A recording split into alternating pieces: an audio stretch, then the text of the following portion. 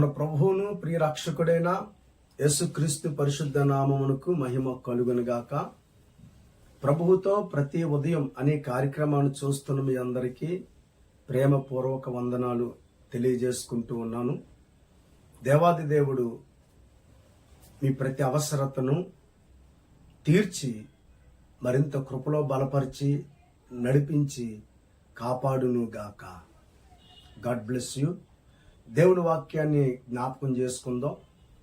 ఈ ఉదయకాల సమయంలో మన హృదయంలో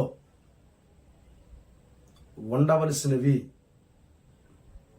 ఆధ్యాత్మికమైనటువంటి జీవితాన్ని కొనసాగిస్తున్నటువంటి దేవుని బిడ్డల హృదయాల్లో ఏమి ఉండాలి, క్రీస్తును అంగీకరించిన మొదలుకొని పరలోకానికి చేరుకునేంత వరకు కూడా మన హృదయంలో ఉండవలసినటువంటి ఆధ్యాత్మికమైనటువంటి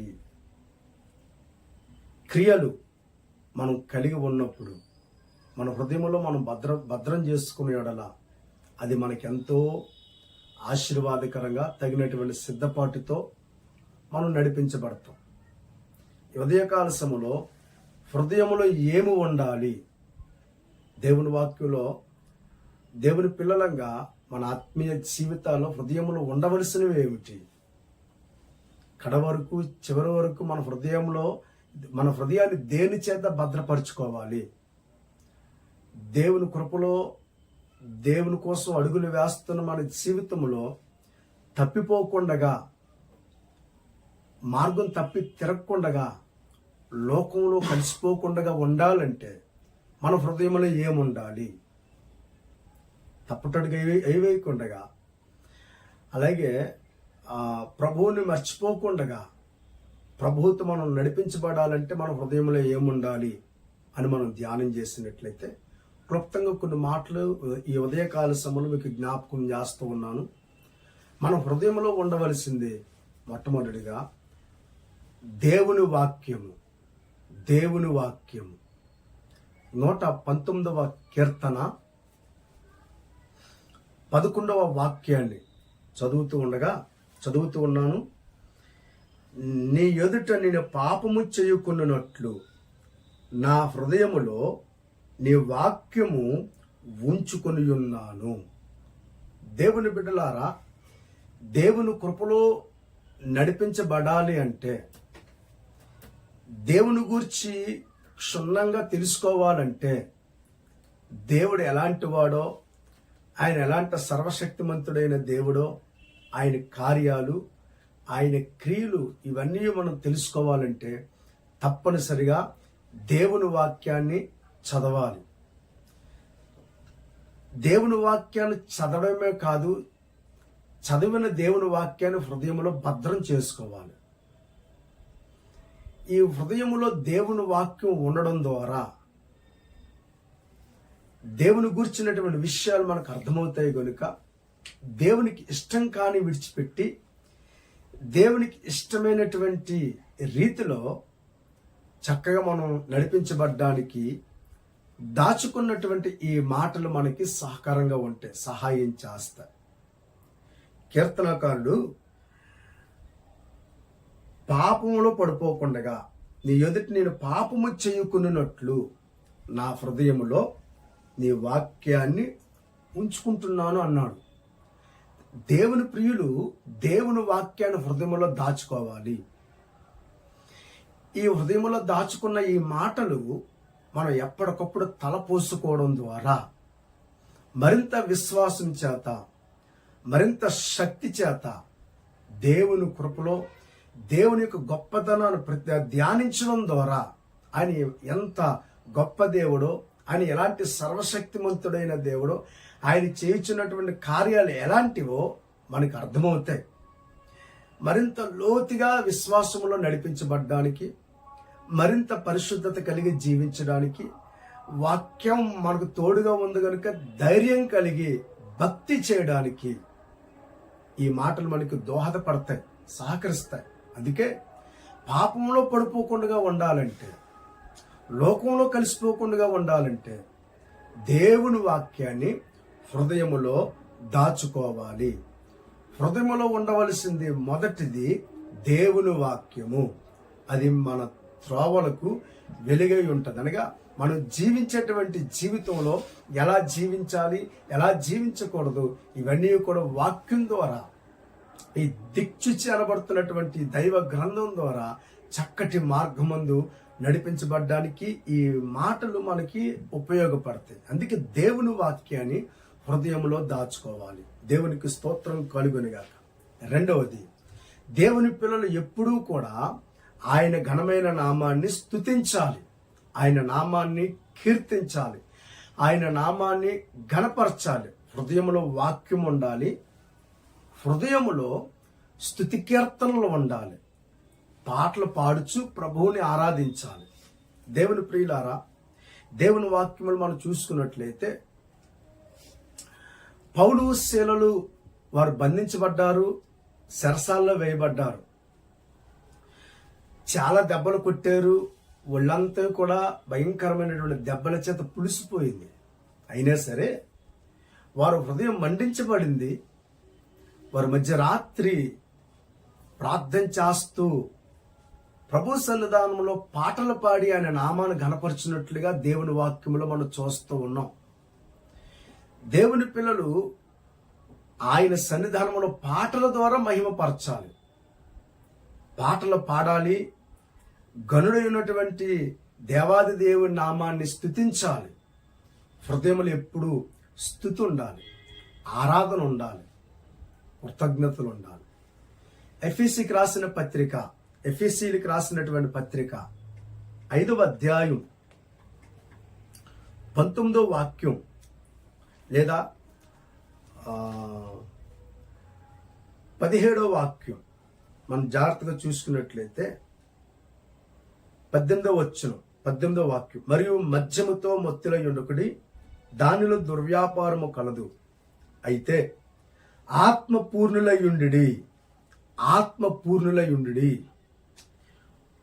ఒకనొకడు కీర్తనలతోనూ సంగీతములతోనూ ఆత్మ సంబంధమైన పాటలతోనూ హెచ్చరించుచు మీ హృదయములలో ప్రభువును గూర్చి పాడుచు కీర్తించుడి.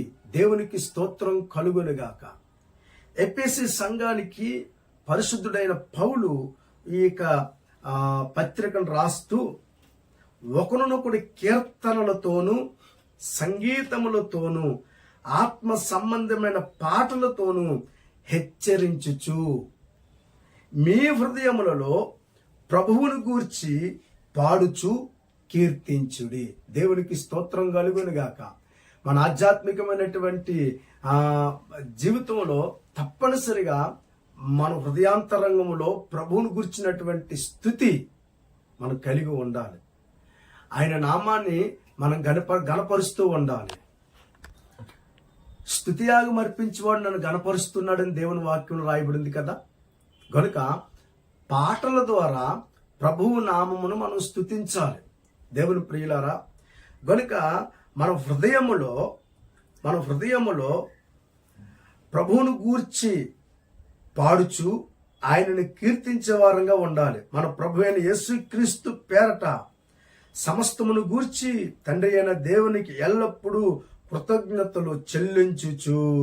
చూసారా, ఆయనకి మనం కృతజ్ఞతలు చెల్లించవలసినటువంటి వారమై ఉన్నాం, ఆయనని స్తుతించవలసినటువంటి వారమై ఉన్నాం. కనుక మన హృదయంలో పాటల ద్వారా ప్రభువుని గణపరచాలి. నీ ఒంటరి సమయంలో వాక్యాన్ని జ్ఞాపకం చేసుకుంటూ, నీ ఒంటరి సమయంలో పాటలు పాడుచు, హృదయమందు ఆత్మతోను మనం పాటలు పాడుకుంటూ, నలుగురిలో ఉన్నప్పటికీ కూడా హృదయంలో పాటలు పాడుకుంటూ ప్రభువుని గణపరచవలసినటువంటి వారమై ఉన్నాము. దేవునికి స్తోత్రం కలుగునుగాక. మూడవది, దేవుని ప్రియులారా, చివరగా మన హృదయంలో నశించిపోచున్న ఆత్మల పట్ల భారము కలిగి ఉండాలి. నశించిపోచున్న ఆత్మల పట్ల భారం కలిగి ఉండాలి. దేవుని వాక్యములు మనం చూస్తూ ఉన్నాం. రోమా పత్రిక 9వ అధ్యాయం 1వ వాక్యం, నాకు బహు దుఃఖమును నా హృదయములో మానని వేదన కలుగుచున్నది. ఎందుకు ఈ మానని వేదన? నశించిపోవచ్చున్న తన వారిని రక్షించాలని అనే తాపత్రయం పౌలు గారు కలిగి ఉన్నారు. దేవుని బిడ్డలారా, తన సొంత వారు, తన ఇంటి వారు, తన బంధుమిత్రులు, తన దేశ ప్రజలందరూ కూడా వారందరూ క్రీస్తు మార్గంలో నడిపించబడాలని, క్రీస్తు రక్తములో కడగబడాలని, తండ్రి అయిన దేవుని ఇంటిలో చేర్చబడాలని హృదయపు ఆశ. అందుకనే నాకు బహు దుఃఖమును, నా హృదయంలో మానన వేదన. వారు నశించిపోవడం నాకు ఇష్టం లేదు. వారు నశించిపోతున్నారు గనుక నశించిపోతున్న ఆత్మల కొరకైనటువంటి ప్రయాస పౌలు గారు కలిగి ఉన్నారు. అందుకని ఈ మాటలు జ్ఞాపకం నశించిపోతున్న ఆత్మల పట్ల ఆలోచన కలిగి ఉన్నాడు. హృదయం ముందు ఏ ఒక్క ఆత్మ నశించిపోకూడదు అనేటువంటి తృష్ణ, ఆశ, కోరిక కలిగి ఉన్నాడు. కనుక ఉదయకాలశంలో నశించిపోతున్న ఆత్మలను ప్రభువు వైపు నడిపించినట్లుగా మన హృదయంలో ఎప్పుడూ కూడా ఆలోచన కలిగి ఉండాలి. కనుక హృదయంలో మానన వేదన ఉందట. కనుక ఆ వేదన ఉన్నవాడు ఏం చేస్తాడు? తప్పనిసరిగా దేవుడికి ప్రార్థన చేస్తారు. అయ్యా, నా ఇంటి వారు, నా బంధుమిత్రులు, మా వీధిలో వారు, మా గ్రామస్తులు, మా దేశ ప్రజలు, లేకపోతే మా రాష్ట్రాన్ని రక్షించండి, దీవించండి. వారి కోసం ఇదిగో నీ పాదాల ఉపవాసం ఉంటున్నాం, ఇదిగో నీ పాదాల అయ్యా కన్నీళ్లు కార్చి ప్రార్థన చేస్తున్నామని వారు ఎలుగెత్తి ప్రార్థన చేసేవారుగా మనం అనేకులు చూస్తూ ఉన్నాం. కనుక ఈ ఉదయకాల సమయంలో ఆ రీతి ఆలోచన నశించిపోతున్న వారి పట్ల మన ఆధ్యాత్మికమైనటువంటి జీవితంలో ఏముండాలంటే తృష్ణ ఉండాలి. వారు నశించిపోకుండా హృదయంలో వారిని గూర్చినటువంటి ఆలోచనతో దేవుని ఎదుట ప్రార్థించేసేవారంగా ఉండాలి. కనుక హృదయంలో వాక్యం ఉండాలి, హృదయంలో ప్రార్థన ఉండాలి, హృదయంలో దేవునితో సహవాసం చెయ్యాలనే మనసు ఉండాలి. అలాగే నశించిపోతున్న ఆత్మలు రక్షణ కోసం, వారి కోసం కన్నీళ్లు కార్చి దేవుని ఎదుట ప్రార్థన చేసే హృదయం కలిగి ఉండాలి. కనుక అలాగ ఉన్నప్పుడు తప్పనిసరిగా మన ప్రార్థనలు దేవుని దాటిపోకుండా గొప్ప కార్యాలు మన జీవితంలో చేస్తారు. కనుక హృదయం ముందు దేవుని భయం కలిగి ఉందాం, వాక్యాన్ని దాచుకుందాం, పాఠం ద్వారా ప్రభువుని కనపరుద్దాం, దేవునితో సహవాసం చేద్దాం. నశించిపోతున్న ఆత్మల కొరకు భారంతో దేవుని సన్నిధానంలో ప్రార్థన చేసి అనేకులు రక్షింపబడినట్లుగా దేవుని సన్నిధానంలో విజ్ఞాపనలు చేద్దాం.